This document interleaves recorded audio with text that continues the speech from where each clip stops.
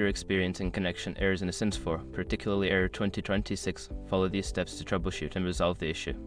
Step 1. Check server status. Visit the official EA website or social media channels to check if there are any ongoing server issues. If the servers are down, you may need to wait until they are back online. Step 2. Restart your game. Close The Sims 4 completely and restart it. This can refresh your connection and resolve temporary glitches that may be causing the error. Step 3. Update your game. Ensure that The Sims 4 is updated to the latest version. Open the EA app or Origin, go to your game library, and check for any available updates. Download and install them if necessary. Step 4. Reset your internet connection. Disconnect your internet connection and then reconnect it.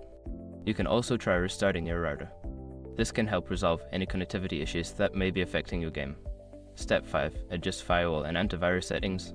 Check your firewall and antivirus settings to ensure that they are not blocking The Sims 4.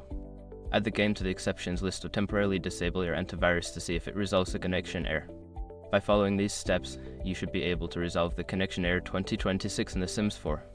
If the problem persists, consider reaching out to EA support for further assistance.